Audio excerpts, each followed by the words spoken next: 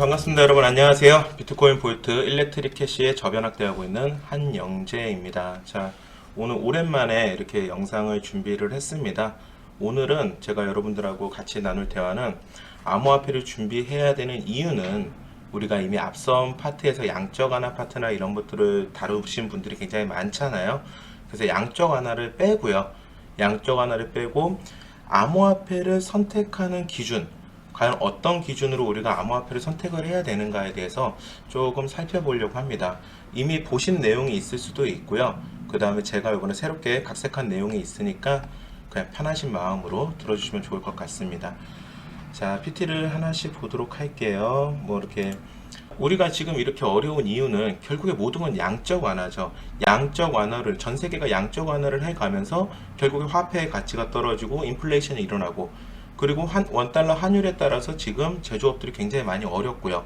그러다 보니까 다시 국가의 지출은 늘고 수입은 줄면서, 그렇죠? 결국에는 더 돈을 찍어내야 되는 상황이 오는 거죠. 이거 잠깐 볼까요? 자, 보시면은 지출은 늘고 수입은 감소하니까 당연한 결과죠. 국세 수입은 정부 총 지출은 늘어나는 것 반면에 국세는 줄어나는 이유가 당연히 법인세 수입이 줄기 때문에 지금 경제가 그렇게 돌아가고 있죠. 그렇기 때문에 양적 완화가 계속해서 이루어질 수밖에 없는 거고, 그러다 보니까 지금 현재 화폐 제도로는 답이 없다. 그러다 보니까 많은 TV에서 얘기를 합니다. 변하는 세상에 디지털 화폐가 종류가 암호화폐, 전자화폐, 가상화폐, CBDC 이렇게 있다고 하죠. 지금 이 자료는 보시면 사진 옮기니까 보이네요. 한국통신기술협회에 나온 자료를 가지고 교수님께서 강의하신 내용이죠. 자, 결국에 여러분들 CBDC가 뭔지는 지난번에도 제가 다 한번 말씀을 드렸고요. 결국에 CBDC하고 암호화폐만 지금 살아남는 세상에 오죠. 자, 그럼 여기서 또 바뀌는 게 있어요. 보세요. 기축통화도 바뀌죠. 포르투갈부터 시작해서 미국까지 총 6번의 기축통화의 변화가 있었는데, 지금 미국도 1921년부터 시작해가지고 지금 100년차, 102년차를 맞이하고 있죠. 그러다 보니까 역사적으로 봤을 때 기축통화도 변한다는 거죠. 그럼 여기서 우리가 중요하게 봐야 될 점이 뭐냐 하면은 바로 이거예요. 돈의 종류가 변하죠. 그 다음에 기축통화도 변하고 있다라는 겁니다.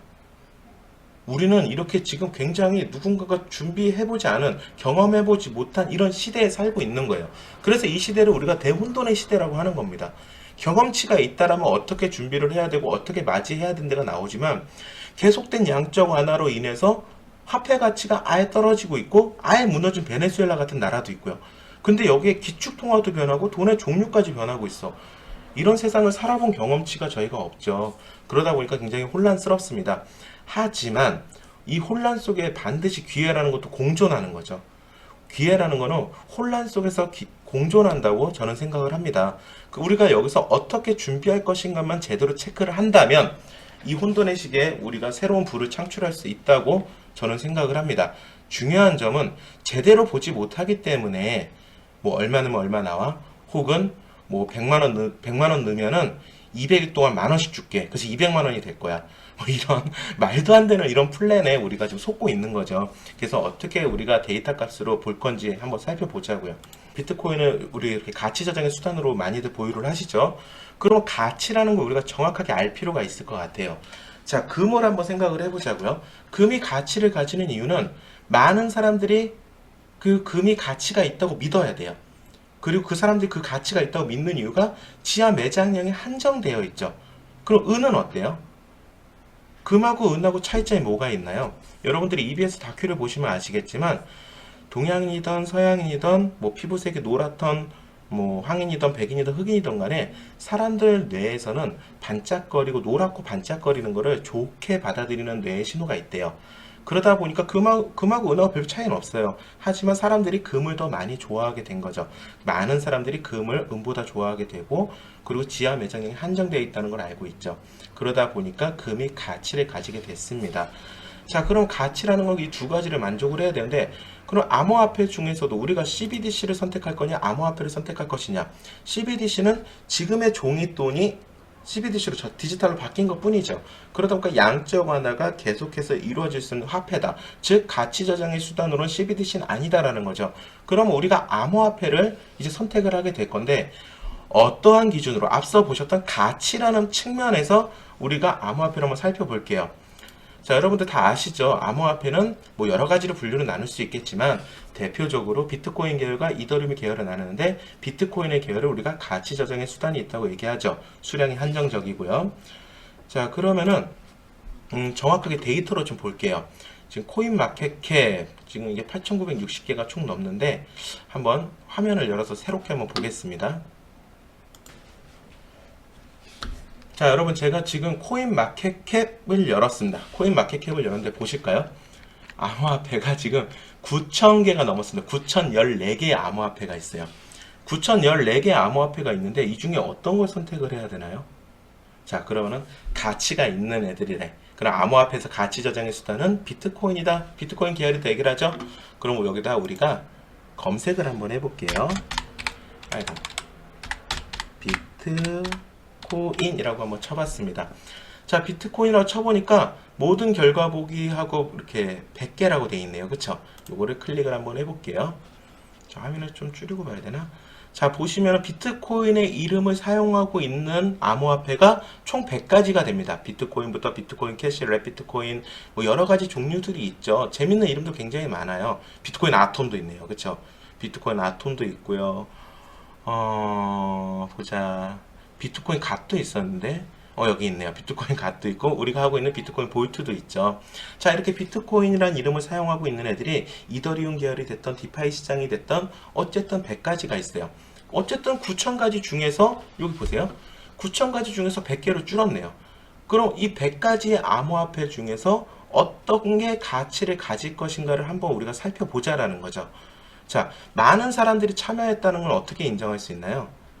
저는 그 기준을 해시레이트로 잡았습니다. 해시레이트라는 거는 말 그대로 이 암호화폐를 한정된 암호화폐를 채굴하기 위해서 갖다 놓은 컴퓨터 힘의 합이죠. 그렇죠? 그럼 이 컴퓨터를 갖다 놓기 위해서는 돈이라는 걸 썼을 겁니다. 돈을 굳이 내고 내가 이 컴퓨터를 갖다 놨다, 노드를 구성했다라는 거는 말 그대로 이 생태계를 지지하는 사람들이다 라고 볼 수 있겠죠. 즉 해시레이트가 높으면 이 생태계를 응원하고 지탱해주는 참여적 공증자들이 많다라고 볼 수 있겠습니다. 그래서 저는 해시레이트를 기준으로 살펴볼게요. 자, 해시레이트 기준을 살펴볼 때 우리가 먼저 알아야 될 게 있어요. 이제 이 해시레이트의 단위라고 그래야 될까요? 이 XIC 값을 가지는 거, 제 강의를 꾸준하게 들으신 분들은 아시겠지만, 아이고, 제가 항상 이렇게 얘기를 하죠. 1kg은 1000g이고 1000g은 100만 mg이다. 이건 굉장히 우리가 익숙한 단어예요. 그러면 컴퓨터 단위는 XIC는 1000페타이트이고 1000페타이트는 100만 테라이트다. 그 밑으로는 우리가 가정에서 사용하는 기가와 메가의 힘이 있다. 이거는 네이버 단위 변환만 찾아보셔도 여러분들 쉽게 아실 수 있어요. 즉 이렇게 엑사해시 값을 가지는 비트코인이라 이름을 쓰는 암호화폐 중에서 엑사해시 값을 가지고 엑사해시 값의 엑사해시 값의 말이 꼬이네요. 엑사해시 값의 해시레이트를 가지고 있는 암호화폐가 과연 어떤 것들이 있는가, 여러분들도 한번 클릭을 하면서 찾아보세요. 그렇게 찾아보니까 저는 몇 개 찾지 못했습니다. 우리가 흔히 알고 있는 것들이었어요. 비트코인, 그 다음에 비트코인 캐시, 비트코인 SV였습니다. 오늘 지금 현재로 다시 한번 볼게요. 자, 비트코인부터 한번 볼게요. 익스플로 들어서 볼게요. 156은 넘었을 것 같은데, 보이시나요? 자, 확대해 볼게요. 156.52 XIC 값을 보이고 있습니다. 메모해 볼게요. 자, 그 다음에 비트코인 캐시 한번 볼까요, 여러분? 자, 이렇게 캐시 클릭하셔가지고요. 익스플로러라고 있죠. 익스플로러 들어가서 클릭을 하시면 이렇게 화면이 떠옵니다. 여기 익스플로러에서 다시 차트를 한번 보도록 하겠습니다. 자, 보니까 여기 네트워크 해시레이트 나왔겠죠? 1.13 XIC입니다. 그쵸? 1.13 제가 메모를 좀 하겠습니다. 조금 줄었네요. 제가 이거 할 때보다. 자, 그러면 우리 SV도 한번 살펴볼게요.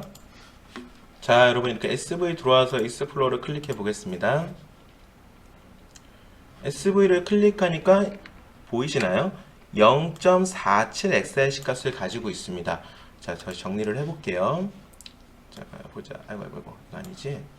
이렇게. 자, 여러분 이렇게 살펴보니까 비트코인은 156.52 XIC, 비트코인 캐시는 1.13, SV는 0.47 값을 가졌습니다. 제가 이렇게 몇 가지를 찾아봤는데요. XIC 값을 가지는 암호화폐가 별로 없더라고요. 그래서 XIC 값을 가지는 걸로 제가 정리를 해봤어요. 그럼 비트코인 볼트와 일렉트릭 캐시는 지금 얼만큼의 XIC 값을 가지고 있을까요? 이것도 우리가 한번 살펴보자고요. 자, 여러분 혹시 보이시나요? 지금 XIC 값이 비트코인 볼트 익스플로러 지금 들어와 제가 보니까 3.927을 가르치고 있습니다. 그쵸? 3.927이고요. 그 다음에 우리 일렉트릭 캐시 한번 볼게요. 일렉트릭 캐시 여기 있다. 일렉트릭 캐시 들어와서 보면요. 여기에 보면은 익스플로러라고 여기 있죠. 익스플로러 클릭을 하면 여러분 바로 보실 수가 있습니다.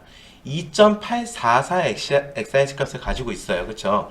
자, 그러면 우리가 XIC 값이라는 건 말 그대로 참여적 공증자가 많다는 거죠. 즉 컴퓨터를 그만큼 많이 갖다 놨다는 겁니다. 컴퓨터를 많이 갖다 놨다라는 거는 즉 그만큼 이 생태계를 믿고 따라주는 사람들이 돈을 많이 썼다는 얘기죠. 돈을 많이 써서 그 채굴기를 많이 갖다 놨기 때문에 이런 XIC 값을 가질 수 있는 거죠. 해시레이트를. 그래서 제가 해시레이트 순으로 제 기준에서 살펴보니까 생태계 참여자가 많다. 즉 참여적 공증자가 많다라는 건 비트코인, 그 다음에 비트코인 볼트, 일렉트릭 캐시, 비트코인 캐시, 비트코인 SV 순으로 볼 수 있다라는 겁니다. 그래서 저는 우리 비트코인 볼트가 아직 세상에 나온 지 얼마 되진 않았기 때문에 아직 이렇게 인지도 차원에서 비트코인보다 못해서 그렇지 얘가 가지고 있는 능력치는 어마어마한 능력치를 가지고 있다라고 생각을 합니다. 자, 그 다음에 우리가 비트코인 볼트나 일렉트릭 캐시는 아직 코인 마켓캡에 정보 공개가 100% 돼 있지 않죠. 지난주에 그렉 CEO가 나와서 얘기했죠. 우리가 줄 자료는 다 줬다. 그래서 곧 공개가 코인 마켓캡이 될 거다라고 했는데요. 이건 뭐 그런 거 보지 말고 그냥 시세로 한번 우리가 볼게요. 한번. 자, 시세를 보니까 어떻게 보냐면 자, 다시 한번 우리 코인 마켓캡에 들어가 볼까요? 잠시만요. 자, 코인마켓캡에 들어왔습니다. 코인마켓캡에 들어와서 제가 시세로 한번 정리를 해볼게요. 그냥 요거 클릭하셔도 되거든요. 가격으로 클릭하면 높은 순서대로 정리가 되고 한 번 더 클릭하면 낮은 순서대로 정리가 됩니다. 자, 랩비트코인 랩비트코인. 그러니까 쉽게 얘기해서 뭐 디파이 시장이 됐던 이더리움 시장이 됐던 우리 비트코인 시장이 됐던 그냥 전 세계 시장을 쫙 놓고 9,014가지를 다 놓고 가격으로 정리를 해볼게요. 가격으로 정리를 하니까 랩 비트코인 1등 비트코인 쭉 나오죠. 자, 지금 요 광고가 나오는 데 있죠. 여기 요 광고 나오는 바이낸스 코인 요 위에가 여기가 10번째예요. 그럼 11, 12, 13, 14, 15, 16, 17, 18, 20번째가 5만원이잖아요. 자, 20번째가 5만원입니다, 여러분. 그러면 비트코인 볼트는 지금 6만원대잖아요. 그쵸? 오늘 시세를 제가 정확하게 하면 6만 4천원 정도 하는 것 같아요. 6만 4천원이니까 전 세계 9천여 가지 중에 시세로 놓으면 어때요? 비트코인 볼트가 21번째. 그쵸? 21번째. 그럼 5만원대가 21대만이니까 우리 일렉트릭 캐시는 볼까요? 다시? 어디 갔니? 자, 이 FTX 토큰이 43,000원이잖아요. 우리 일렉트릭 캐시랑 지금 비슷하네요. 그쵸? 그러면은 지금 비트코인 볼트와 일렉트릭 캐시가 가지고 있는 시세로, 개당 시세로 볼게요. 왜냐하면 우리가 이 시가총액이라는 거는 발행량이 똑같은 시중에 현재 나와 있는 총 발행량에 따라서 달라질 수 있기 때문에 그냥 개당 시세로 봤을 때 지금 비트코인 볼트와 일렉트릭 캐시는요, 전 세계 9천여 가지 중에서 21등, 22등 정도를 하고 있는 거예요. 대단하지 않나요? 자, 그러면 데이터로만 볼게요. 우리가 해시레이트 순으로, 즉 참여적 공증자가 많은 순서대로 보니까 비트코인 다음이 비트코인 볼트, 일렉트릭 캐시, 그쵸? 그 다음 비트코인 캐시, 비트코인 SV 순으로 나눴고요. 개당 시세로 정리를 해보니까 9천여 가지 암호화폐 중 얘네가 21등, 22등, 23등 요 사이에서 지금 계속 며칠째 왔다 갔다 하고 있습니다. 성적표 굉장히 훌륭하지 않나요? 자, 그리고 또 한 가지로 살펴볼게요. 최고 시작일로 비교를 했을 때 비트코인은 2009년, 비트코인 볼트는 2019년, 일렉트릭 캐시는 2020년입니다. 2020년 말이죠. 자, 그러면 우리가 채굴 잔여량으로 한번 볼게요. 비트코인 캐시, 비트코인 SV는 지금 약 230만 개가 남아 있습니다.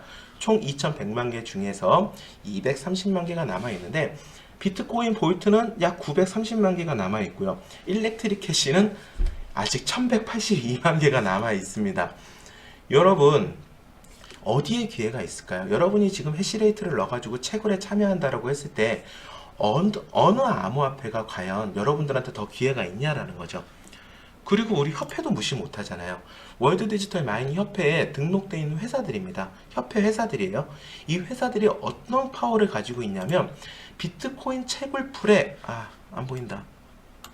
이거 글씨를 가져와 볼게요. 지금 여러분들 빨간색으로 체크된 거 있잖아요. 이게 지금 비트코인 전체 해시레이트의 79.6%가 월드 디지털 마이닝 협회예요. 협회 회원들이 가지고 있는 거예요.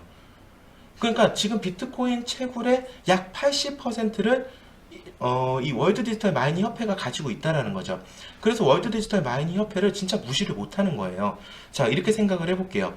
우리나라에 가전제품을 만드는 협회가 생겼습니다. 근데 이 가전제품을 만드는 협회에 삼성과 LG가 빠졌어요. 그러면은 이 가전제품 협회가 힘을 쓸 수 있을까요? 당연히 어렵겠죠. 월드 디지털 마이닝 협회도 같다라는 겁니다. 월드 디지털 마이닝 협회라고 협회를 만들었는데 여기에 회원들이 어떤 일정 파워를 가지고 있지 않다면, 영향력이 없다라면 월드 디지털 마이닝 협회가 주장하고 있는 하고자 하는 DDMS, 즉 탈중앙화 디지털 채굴 표준을 이루어낼 수가 없겠죠. 근데 이 월드 디지털 마이닝 협회에 등록된 회원들이 지금 비트코인 생태계의 약 80%를 좌지우지하고 있습니다. 그렇기 때문에 이 월드 디지털 마이닝 협회가 가지는 힘을 우리가 무시할 수 없는 거죠. 거기서 DDMS라는 걸 내놨잖아요. 그쵸? 그 내용을 우리가 좀 공부를 해보시면 좋을 것 같아요. 자, 월드 디지털 마이닝 협회에서 얘기를 합니다. 비트코인 볼트는 월드 디지털 마이닝 협회의 탈중앙화된 디지털 채굴 표준, 즉 DDMS라는 정책을 첫 번째로 이행한 첫 번째로 인증받은 암호화폐이다. 굉장히 상징성이 있죠. 상식적으로 우리가 생각을 해볼게요. 비트코인 볼트가 세상에 나온 지 이제 13개월, 14개월 정도 됐는데 어떻게 100여 개국이 넘는 국가에 나가고 어떻게 100만 아이디를 가질 수가 있습니까? 이런 3키, 우리가 주구장창 얘기하는 3키를 우리가 작년 11월 15일날 메인넷에 탄생을 시켰죠. 그런 메인넷에 탄생을 시켰고 이런 협회에서 인증서까지 받았어요. 이런 게 없다면 전 세계에 이 비트코인 볼트가 저변 확대가 될 수가 없었겠죠. 그럼 반대로 한번 생각을 해볼게요. 우리가 지금 열심히 저변 확대하고 있는 일렉트릭 캐시는 어떨까요? 지금 잘 보세요. 비트코인 볼트가 지금 23, 4개 정도 거래소에 지금 상장이 돼 있고, 그리고 일렉트릭 캐시도 지금 5개 거래소에 지금 상장이 돼 있죠. 일렉트릭 캐시가 상장된 거래소를 살펴보니까 비트코인 볼트가 상장된 거래소예요. 즉 비트코인이 걸어온 길을 일렉트릭 캐시가 지금 그대로 세상에 발자취를 지금 걷고 있는 거예요. 그래서 저는 일렉트릭 캐시도 조만간 수많은 거래소에 상장이 될 거다라고 믿고 있습니다. 그렇죠? 그렇기 때문에 일렉트릭 캐시 역시도, 이건 제 내피셜이에요 여러분, 이건 100% 믿으시면 안 돼요. 일렉트릭 캐시도 월드 디지털 마이닝 협회 DDMS 정책 인증을 못 받으라는 법이 없습니다. 형이 걸어온 길을 동생이 그대로 걷고 있거든요. 물론 동일한 암호화폐 아니에요. 완전 달라요. 양도, 하루에 나오는 양도 다르고 채굴량도 다르고 기능도 다릅니다. 하지만 형이 걸어왔던 길을 일렉트릭 캐시가 지금 차분하게 걸어주고 있어요. 그래서 저는 이 일렉트릭 캐시도 이 DDMS 인증서를 받는 날이 반드시 올 거다라고 보고 있습니다. 자, 지금 제가 저변 확대를 이렇게 외치고 있는 우리 비트코인 볼트와 일렉트릭 캐시는요, 지금 화면에서 보시는 것처럼 생태계 참여자가 많은 순서로 정리를 해도 이렇게 비트코인 다음이에요. 그쵸? 그 다음에 우리가 전체 암호화폐 개당 시세로 정리해도 9천여 가지 암호화폐 중에서 21위, 22등을 하고 있습니다. 채굴 잔여량으로 봐도요, 어디에 더 기회가 많아요?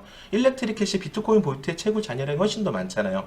그리고 월드 디지털 마이닝 협회에서 인증까지 받았고, 비트코인 볼트는 무려 23, 4군데, 근데 일렉트릭 캐시는 5군데, 세상에 나온 지 2-3달 만에 지금 5군데 이상 거래가 되는 거죠. 저는 이와 같은 성적표를 가지고 있는 암호화폐를 선호할 수밖에 없다라고 보는 겁니다. 근데 우리가 앞서 얘기했잖아요. 지금은 양적 완화로 인해서 기업체도 어렵고 국가도 어렵고 개인도 어렵습니다. 근데 이 세상에서 지금 어려워지고 있는데 기축통화도 바뀌고 돈의 종류도 바뀌어요. 이런 혼잡한 세상, 이런 혼란의 세상을 살아본 경험치가 우리가 없어요. 근데 여기서 우리가 올바르게 준비를 해야 된다는 거죠. 올바르게 준비를 할 때 어떻게 준비를 할 것인가. 그냥 100만원 넣으면 200만원 돼. 언니 이거 100만원 넣으면 200만원 되고요. 원금 금방 찾아요. 뭐 이런 거 말고요. 정말로 눈으로 볼 수 있는 거. 눈으로 볼 수 있는 건 즉 데이터잖아요. 데이터로 봤을 때 이 정도 데이터 값을 가지고 있다라면 해시레이트가 전 세계에서 제가 봤을 때 2, 3등 하고 있고 전체 가격으로 보더라도 9,000년에서 20등, 20등, 21등, 22등 하고 있고 채굴 잔여량도 많이 남아있고 이게 그리고 월드 디지털 마이닝 협회에서 인증까지 받고 이게 지금 우리가 하고 있는 비트코인 볼트와 일렉트릭 캐시입니다. 자, 여러분 우리 같이 공부하시죠. 같이 공부하시고요. 암호화폐 생태계를 올바르게 보기 위해서는 우리가 물론 이 암호화폐에 대한 공부도 해야 되고 블록체인에 대한 공부도 해야 됩니다. 저는 서울 학동에 있습니다. 저는 서울 학동에 있고 저와 같이 이 비트코인 볼트와 일렉트릭 캐시 저변학대 하시는 분들은 지금 전국에 다 계십니다. 그리고 열심히 공부하신 분들 많고요. 아직 비트코인 볼트나 일렉트릭 캐시에 대해서 정보가 없다거나 참여하고 싶은데 어떻게 해야 될지 모르겠다. 마음 편하게 전화 주십시오. 먼 지역이라 하더라도 저와 같이 하시는 파트너 사장님들이 계시기 때문에 다 공부하신 분들이 있기 때문에 올바르게 전달해 드릴 수 있습니다. 자, 제가 원래 유튜버에 대고 이렇게 뭐 전화 주세요 뭐 이런 얘기 잘 안 하는데 오늘은 좀 하도록 하겠습니다. 우리가 화장품을 하나 사더라도 우리 전성분 보고 사잖아요. 그리고 어플도 보잖아요. 그 화땡땡이라는 어플 보면서 유해 성분이 뭐가 있나 이렇게 보잖아요. 암호화폐 역시 마찬가지로 이렇게 혼잡한 시대에 차츰 잘못하면 본인의 전 재산을 다 잃어버릴 수도 있습니다. 그렇기 때문에 올바르게 보고 올바르게 공부해서 우리가 이 복잡한 혼돈의 시대에 좀 미래를 준비할 수 있는 그런 기회를 가졌으면 좋겠습니다. 자, 마음 편하시게 전화 주시고요. 자, 저는 오늘 여기까지 하고 여러분들하고 좀 더 좋은 소식으로 다음 유튜브를 준비하도록 하겠습니다. 감사합니다.